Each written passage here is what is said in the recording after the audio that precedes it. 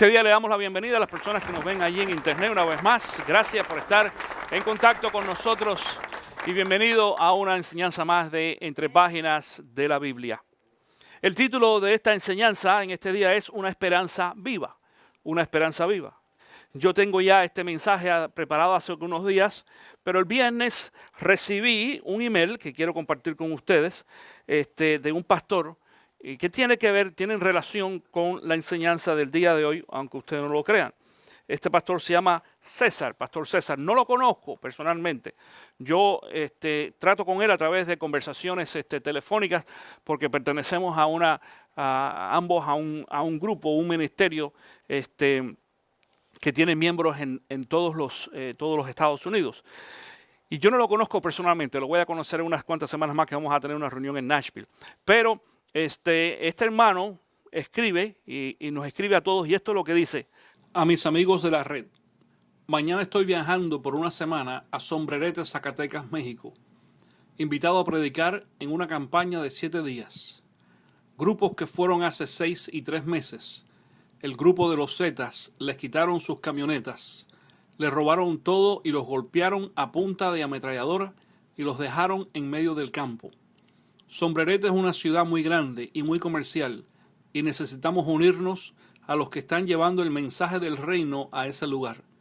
Nos uniremos a grupos de Venezuela que ya están allí, pero hay una gran hostilidad contra los que vamos de los Estados Unidos.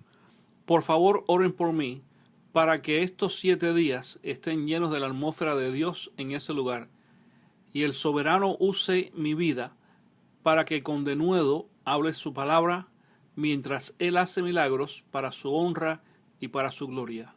Gracias y bendiciones. Esto es en México.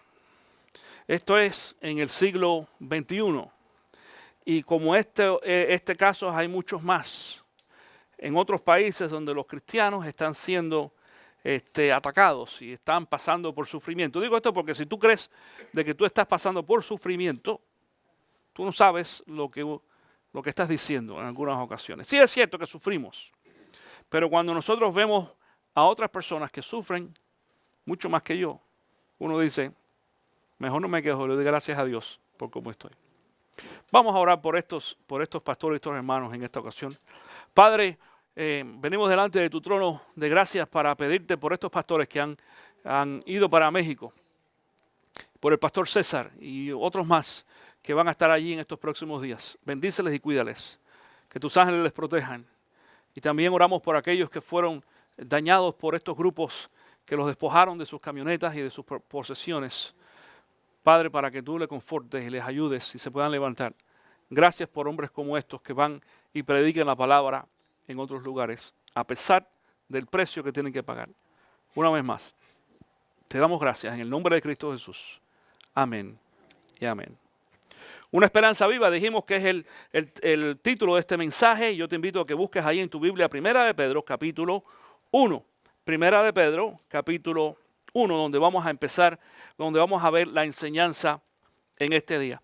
Quiero primeramente explicarte el trasfondo de este libro y a quién le escribe Pedro, aunque lo explica brevemente en los primeros textos bíblicos, pero yo quiero primero, antes de leer, explicarte lo que pasa. Jesucristo nunca le prometió a ningún creyente de que el ser cristiano o seguirlo a él iba a ser fácil. Todo lo contrario. Había que pagar un precio, y un precio muy alto en muchas ocasiones.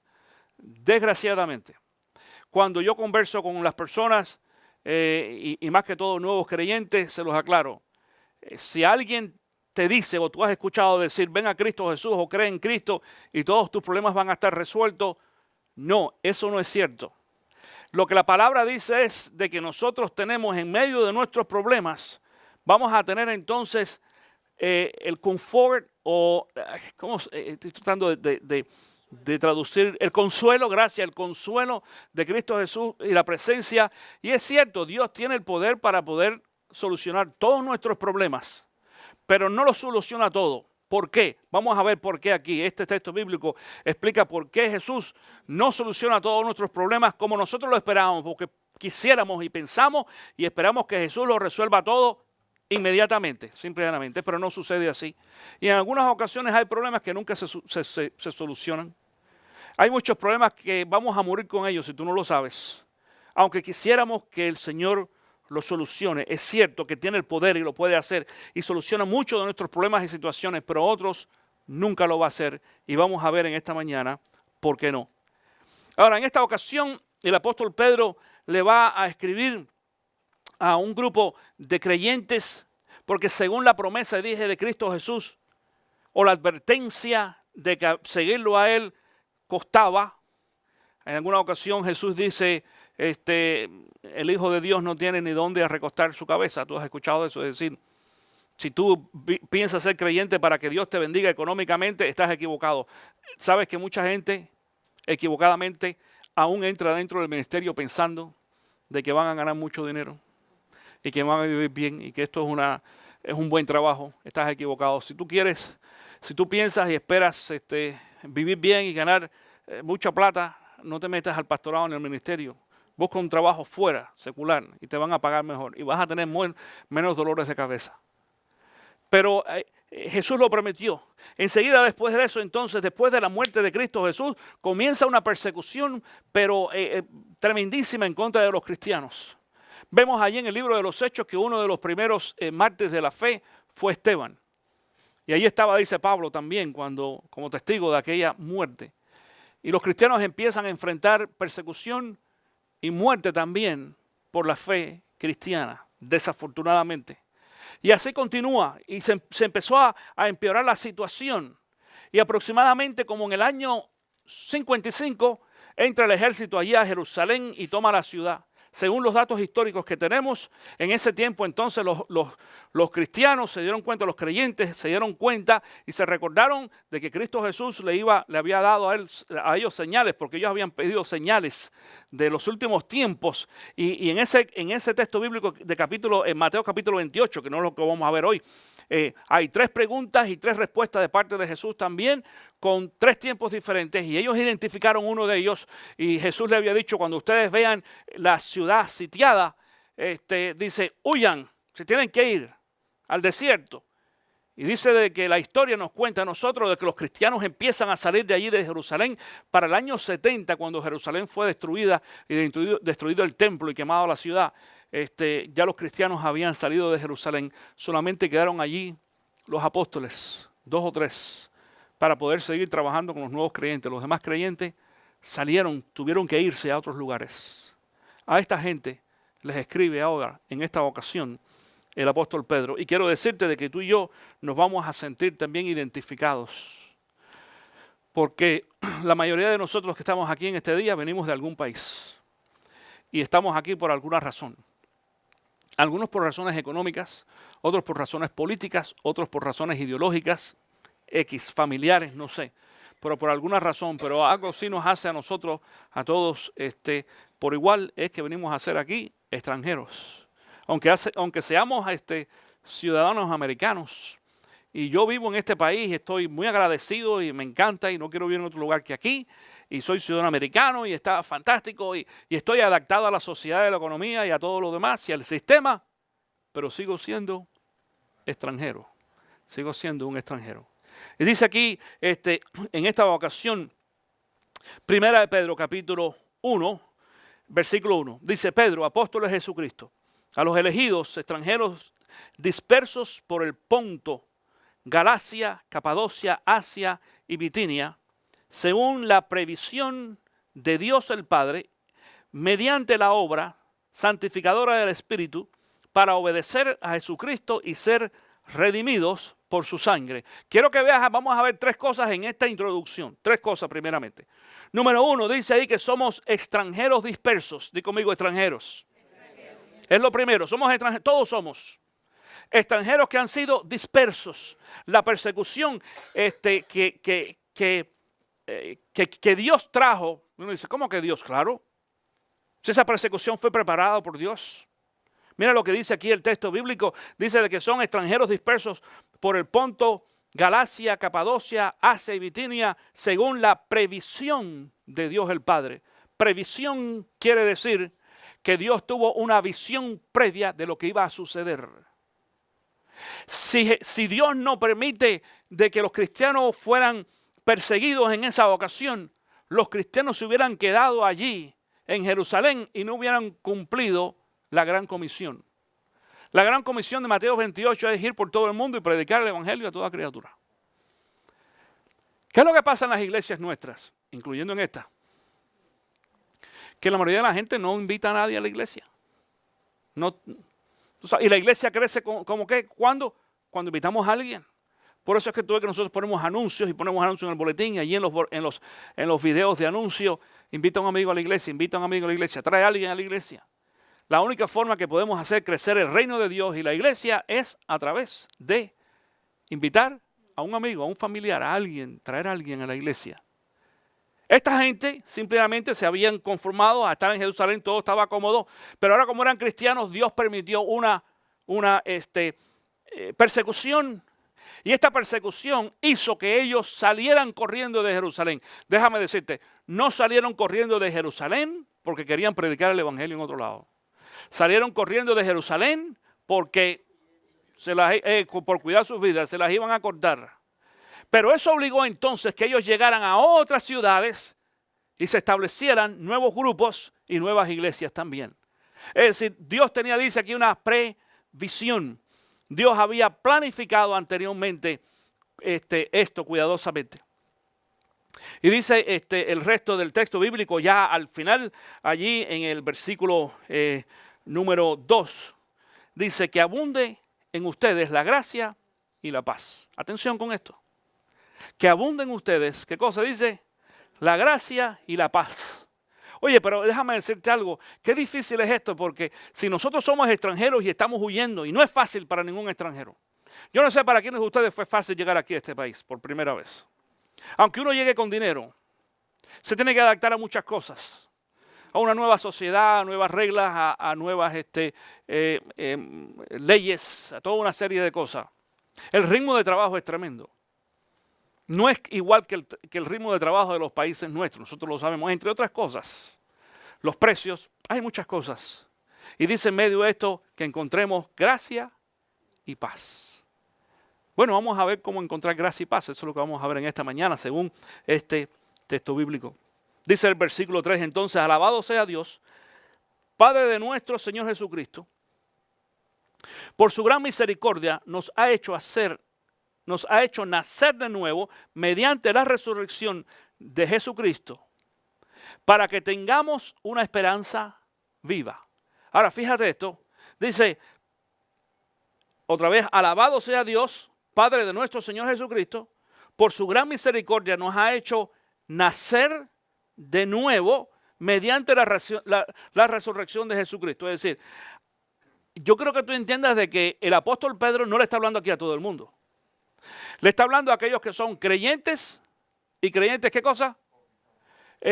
Bueno, creyentes nacidos de nuevo. Porque el bautismo, según la enseñanza bíblica, no nos da salvación.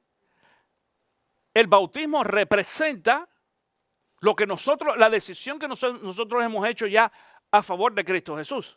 Ahora, en esta ocasión, dice este texto bíblico que hemos nacido de nuevo mediante la resurrección de Jesucristo. Es decir, la resurrección de Jesús es la que nos hace a nosotros, dice, nacer de nuevo. ¿Nacer de nuevo cómo? Espiritualmente, claro. ¿Por qué? Porque la palabra dice también de que cuando una persona viene a Cristo Jesús, dice, he aquí todas las cosas viejas, ¿qué? Pasaron. ¿Y son qué? Hechas todas nuevas, es decir, nuestro nuevo nacimiento está basado en nuestra nueva relación con Cristo Jesús a través de el creer en Cristo Jesús. La pregunta es ¿para qué? ¿Y para qué nacemos de nuevo? Dice ahí el resto del texto bíblico, para que tengamos una esperanza viva. Viva. Ahora, no solamente una esperanza, sino la esperanza tiene que ser viva. Vamos a hablar un poco de esperanza, porque esperanza es esta palabra en inglés que se usa mucho, que es ¿cuál? En inglés, hope, hope. En inglés quiere decir hope. Y tanto en inglés como en español se usa también este dicho que dice que lo último que se pierda es la esperanza.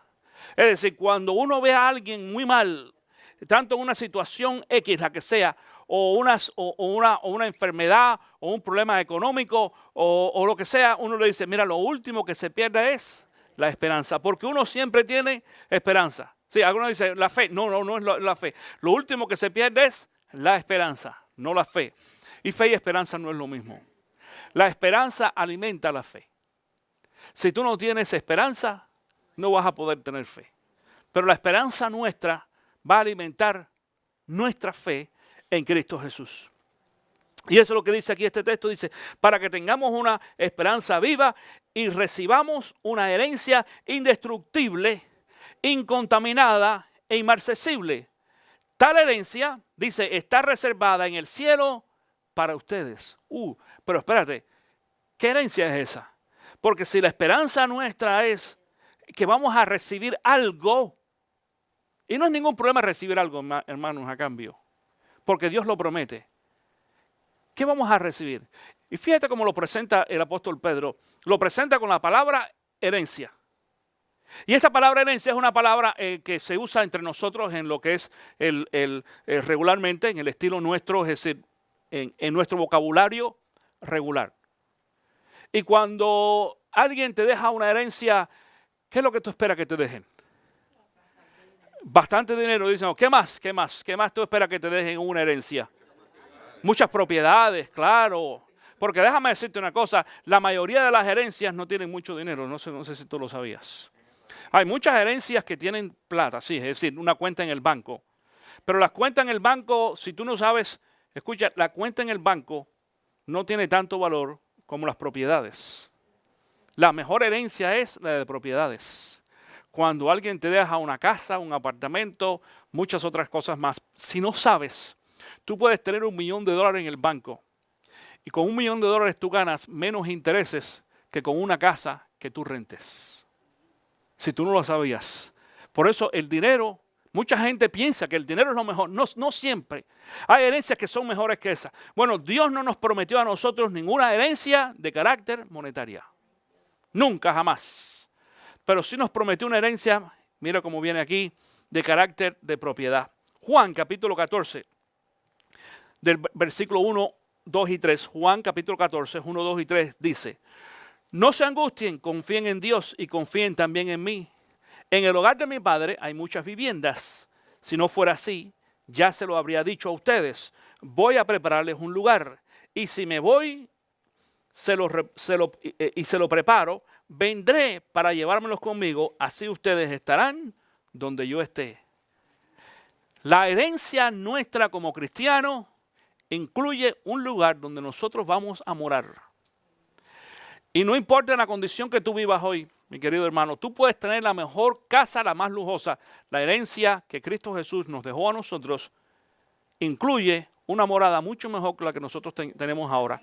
Y si tu casa tú piensas que no es la más cómoda, entonces tranquilo. Por eso dice aquí una esperanza viva, porque vamos a tener una mejor herencia. Romanos capítulo 8, versículo 17 dice, y si somos hijos, somos herederos.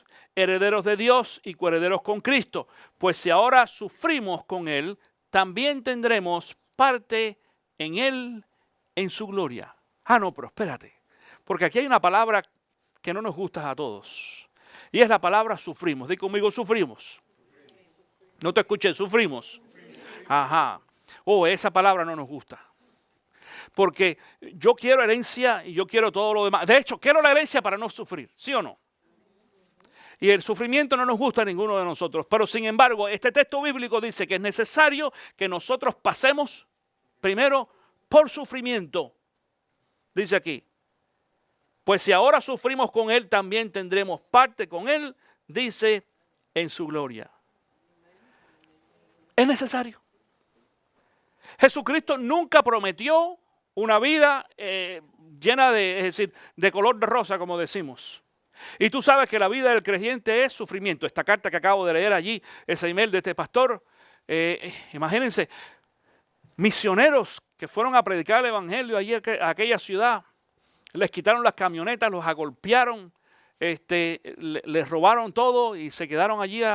Gracias a Dios que le perdonaron la vida por lo menos, porque muchos los matan si tú no sabías. Y vemos estos anuncios. La gente piensa de que esto sucede generalmente en los países del tercer mundo. O pasaba por allá en algunos países, en los países árabes porque no quieren a los cristianos. Después también pasa, los vemos en China y en otros lugares, pero ahora está pasando aquí.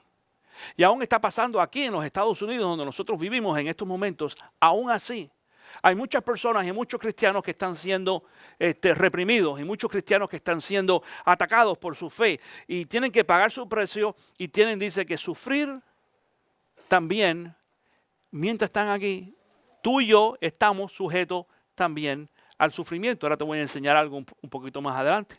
Dice el versículo 5, porque tenemos una pregunta. Bueno, y mientras tanto, ¿qué vamos a hacer? Porque estamos sufriendo. Estamos sufriendo y Señor, yo no quiero sufrir, pero y mientras tanto, ¿qué vamos a hacer? Dice el versículo 5, a quienes el poder de Dios protege mediante la fe hasta que llegue la salvación que se ha de revelar en los últimos tiempos. Es decir, mientras tanto, mi hermano, tú y yo tenemos la protección de Dios. Di conmigo, protección. Dice aquí, a quienes el poder de Dios protege. Es decir, la palabra declara que mientras nosotros tenemos sufrimiento y problema y padecimiento, tenemos la protección de Dios. Yo no sé si tú puedes testificar por la protección de Dios. Yo sí. Y tenemos protección de Dios física. Y tenemos protección de Dios económica también. Aunque en algunas ocasiones las cosas no nos salgan como nosotros quisiéramos. Quisiéramos tener más dinero. Señor, a mí me hace falta esto y lo otro y lo otro. Y no sucede. Es como que Dios no responde nuestra oración. Mientras tanto, la palabra sí nos dice de que Dios provee todo lo que nosotros necesitamos. Y en algunas ocasiones mucho más de lo que necesitamos. Porque tú sabes que en tu condición de vida ahora en estos momentos, tú tienes cosas que tú no necesitas. ¿Por qué hacemos los garage sales de vez en cuando? ¿Por qué hacemos los garage sales, los yard sales? Porque nos sobran las cosas. Porque hay el momento que hay cosas que nos damos cuenta que hemos gastado y que hemos comprado y que nunca usamos y que las dejamos allí y que para poder hacer el verse un poquito más despacio tenemos que venderla a un precio mínimo, una fracción de lo que llegamos a pagar por eso en alguna ocasión. Y no nos damos cuenta que eso son bendiciones de Dios. Dice la palabra también, dar de gracias lo que recibiste de gracia. Esto es una enseñanza bíblica, mi querido hermano. Si alguien te regala algo, no lo vendas. Regálalo también. Si te costó a ti, no es problema ninguno. Si tú pagaste algo por eso, véndelo. Pero si alguien te regaló un abrigo, un par de zapatos o X cosa, no le trates de sacar plata como mucha gente hace. Regálalo también. En una ocasión, yo creo que lo conté aquí, yo le regalé algo a un hermano, un regalo que yo hice. Y el hermano me invitó a un garage sale que estaba haciendo y yo pasamos por ahí y me doy cuenta que estaba vendiendo lo que yo le regalé.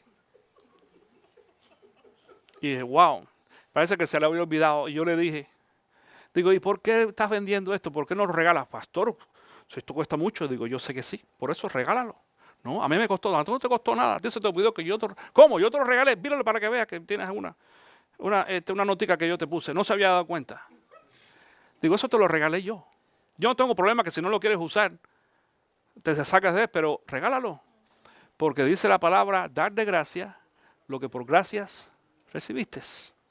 No le trates de sacar plata, pero en algunas ocasiones queremos hacer eso. Mientras tanto, Dios dice allí que nos protege. Y habla entonces aquí, dice este versículo 5 otra vez, lo voy a leer, dice, a quienes el poder de Dios protege mediante la fe, hasta que llegue la salvación que se ha de revelar en los últimos tiempos. ¿Qué salvación es esta? Porque déjame decirte una cosa, decimos salvación, pero ¿somos salvos o no somos salvos?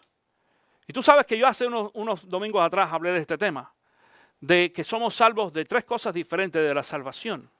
Somos salvos de la condenación, eso es lo primero. Somos salvos del poder del pecado, es decir, hemos sido salvos de la condenación. Estamos siendo salvos del poder del pecado y seremos salvos entonces de la presencia del pecado. En esta ocasión, de eso se refiere el apóstol Pedro. No quiere decir de que en los últimos tiempos vamos a ser salvos. Tú y yo ya somos salvos en Cristo Jesús.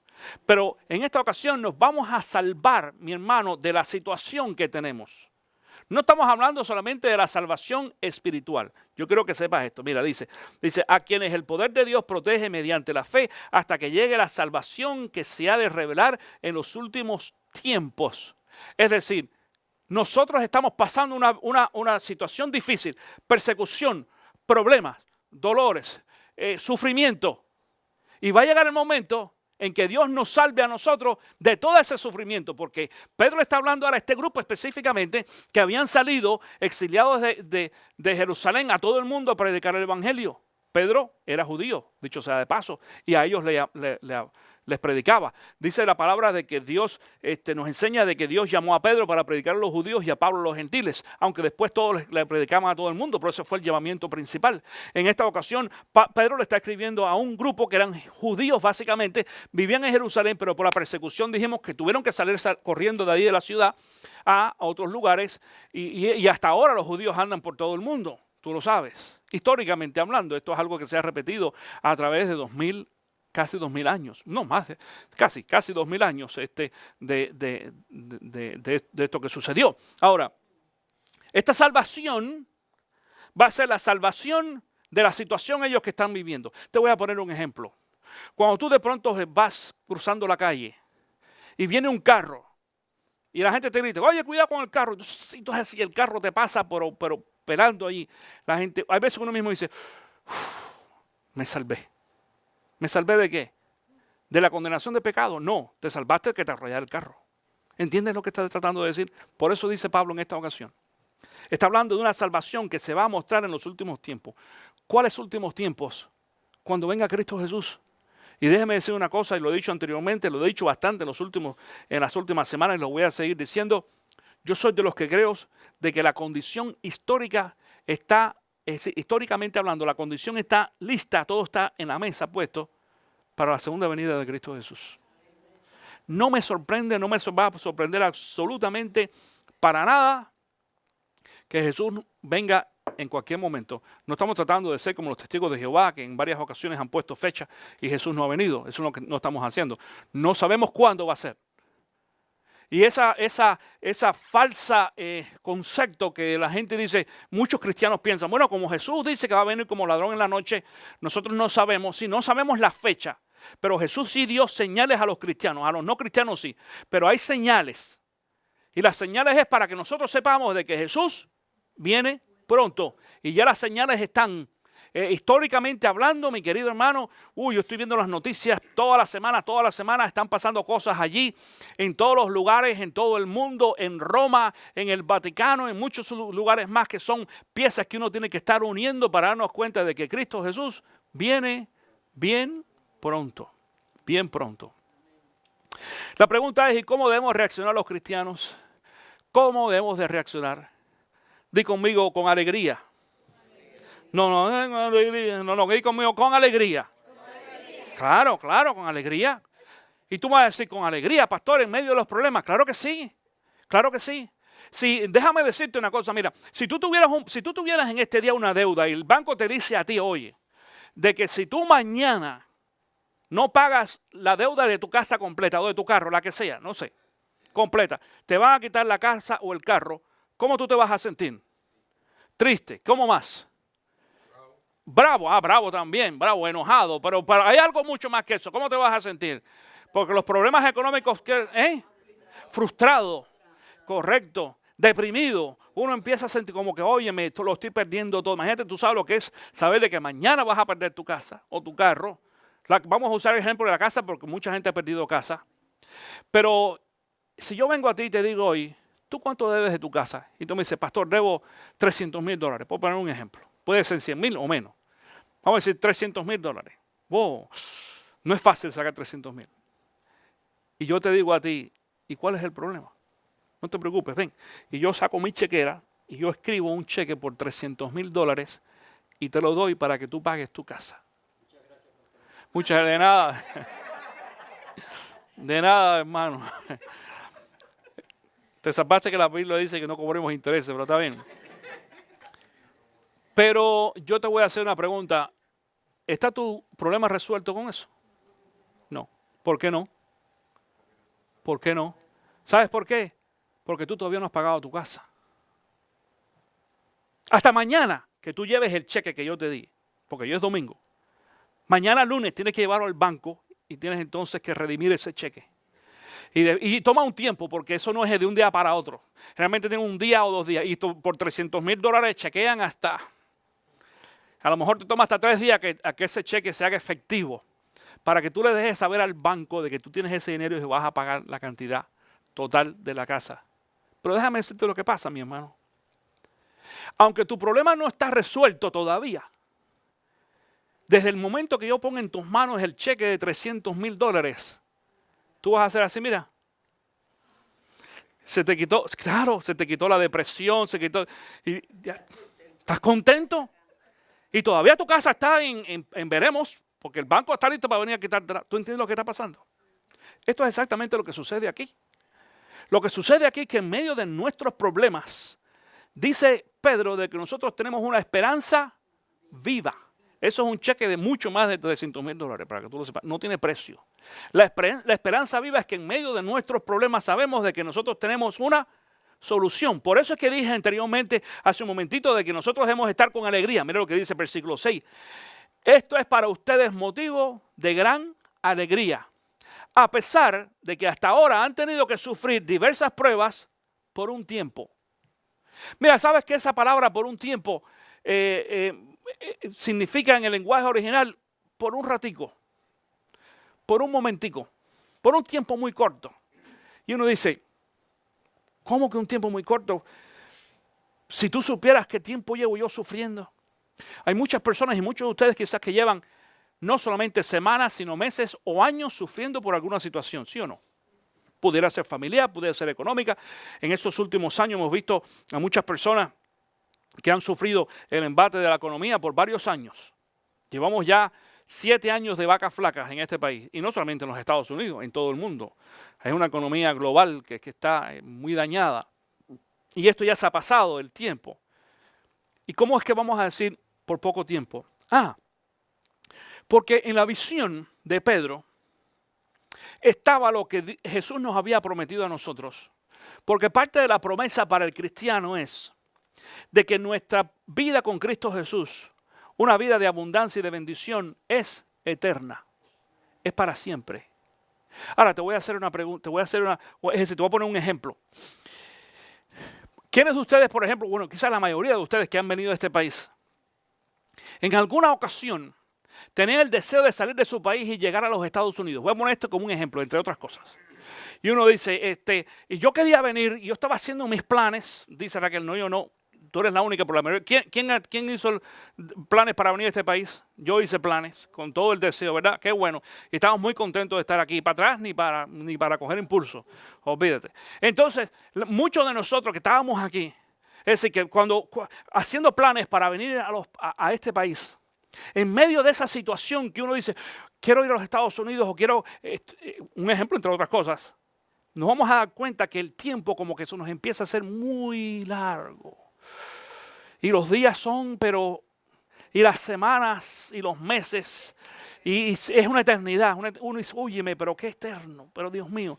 Sin embargo, finalmente llegó el momento en que tú saliste de tu país y viniste a los Estados Unidos. Digo esto porque muchas personas en este país, a nosotros aún en esta iglesia, tenemos personas que han venido a los Estados Unidos porque habían sido perseguidos en su país por cuestiones políticas y demás, y tenían que salvar su pellejo y tenían que venir para acá.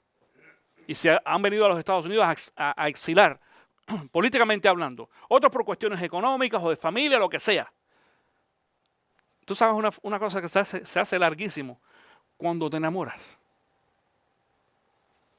Si te enamoras de una persona en otro país y tú quieres estar con esa persona, tú podrás tener todo lo que tú quieras aquí, pero tú quieres estar allá con aquella persona. Mira, dice uno ahí, mira, yo quiero estar allá. Y los días se me hacen muy largos porque yo quiero ir allá a estar con esa persona con quien yo me enamoré.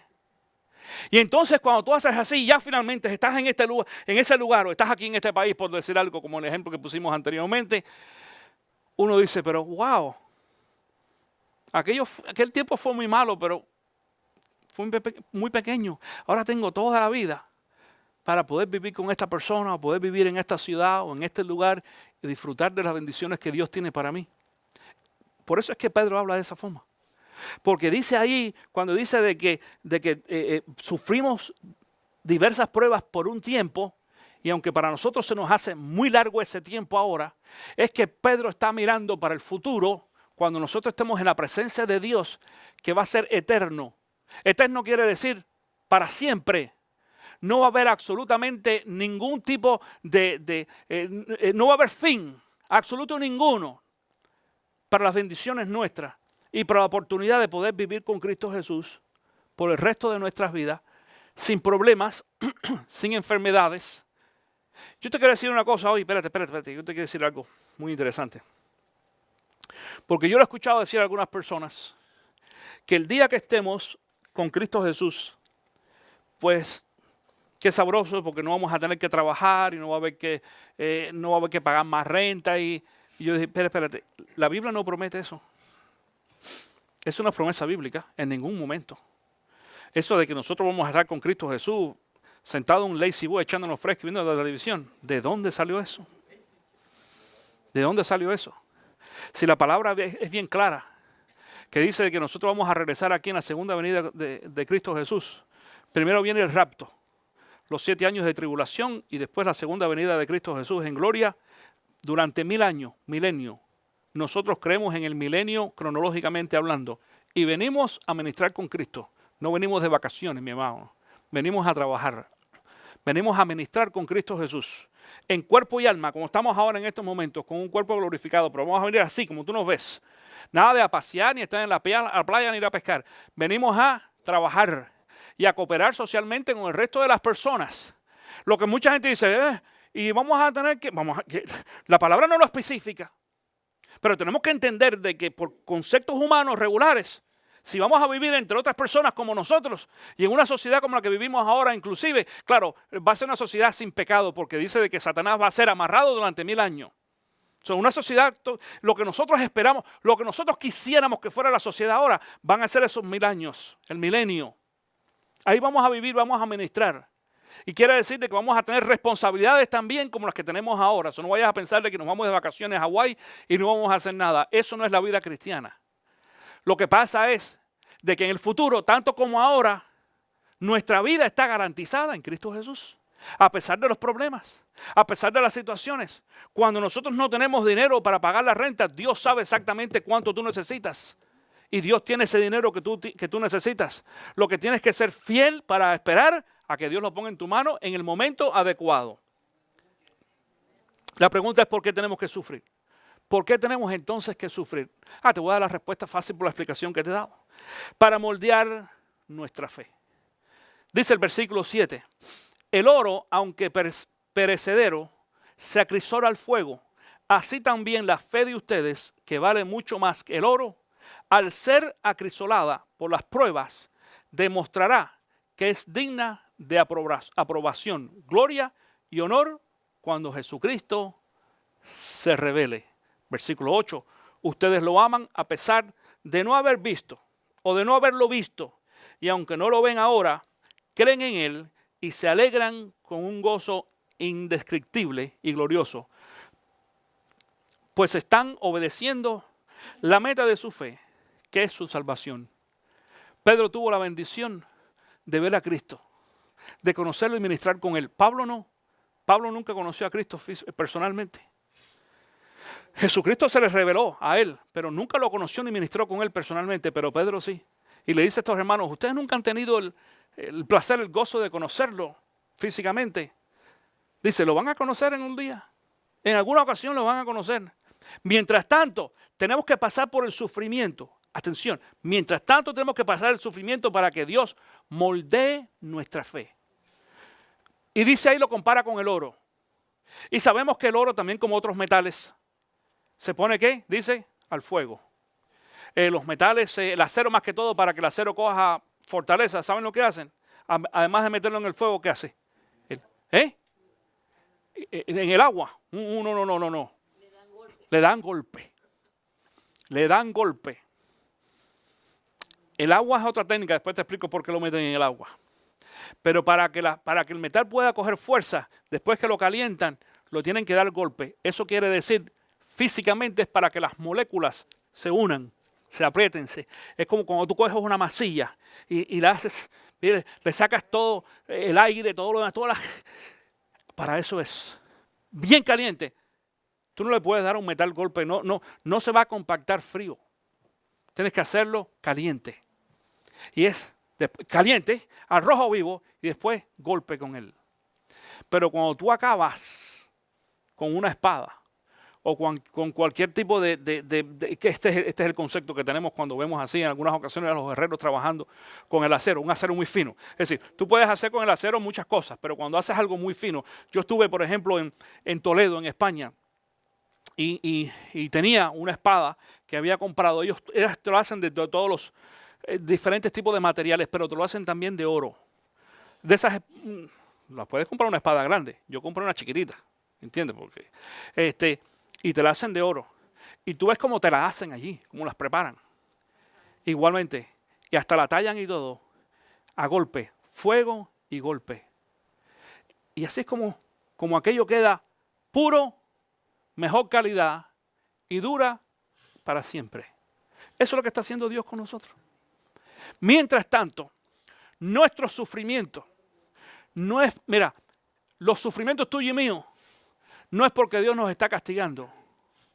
No es porque Dios nos está, dice alguna gente, bueno, decir, si no es castigo, hay una palabra que se usa a veces equivocadamente en sinónimo de eso, que es disciplina. La disciplina no siempre es un castigo.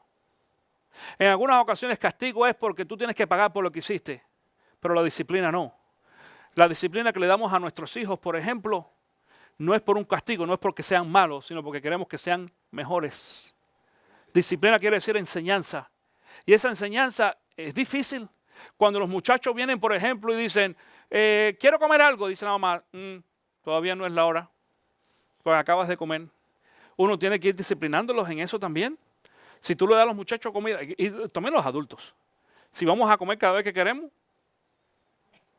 es un problema, ¿te entiendes? Pero nosotros disciplinamos nuestro cuerpo también, tenemos la potestad para poder disciplinar nuestro cuerpo. Y cuando tenemos hambre, decir, tengo hambre, pero me voy a aguantar un poquito y me va a ayudar entonces ¿a qué? A bajar de peso, a agua, y si voy a comer algún alimento un poco más sano. Eso es una disciplina. Dios también nos pone en disciplina.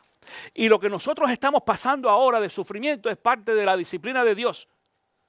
No es de castigo por cosas malas que hemos hecho, mi querido hermano. Atención, en algunas ocasiones sí, yo creo que tú entiendas, en algunas ocasiones, algunas situaciones que nosotros pasamos es el resultado de nuestro pecado, el resultado de nuestro desorden y de las cosas malas que nosotros hacemos o de las cosas desordenadas que nosotros hacemos. Pero generalmente el sufrimiento nuestro es la forma en que Dios nos está disciplinando, preparando y dice que nos está haciendo allí duradero como el oro, como el oro. Mientras tanto, tú y yo tenemos una esperanza viva, no una esperanza muerta, no la esperanza que ofrece el mundo, de quién sabe, vamos a ver, a lo mejor sí. No, nosotros podemos decir, yo sé que esto va a suceder. Tengo la esperanza. Y atención con esto, en muchas ocasiones la gente habla de esperanza como que, bueno, yo espero, ojalá. Pero cuando nosotros hablamos de esperanza, tenemos que darnos cuenta de que esa esperanza es lo que sostiene mi fe, alimenta mi fe. Y mi fe me asegura a mí de que Cristo Jesús en realidad murió, resucitó al tercer día, vive, dice la palabra, y dice la palabra que porque Él vive, yo viviré también. Y un día Jesucristo va a venir por cada uno de nosotros y nos va a rescatar. Y todo nuestro sufrimiento y nuestros problemas van a tener un fin. Y vamos a vivir con Cristo Jesús eternamente. Y si tienes alguna enfermedad, tu enfermedad se va a quitar. Si tienes problemas familiares, tus problemas familiares se van a eliminar. Lo que sea que está sucediendo en tu vida, Cristo Jesús un día, muy pronto, escucha esto, muy pronto, va a regresar para buscarnos a cada uno de nosotros. Y todas estas cosas y todo este sufrimiento tendrá para siempre un fin.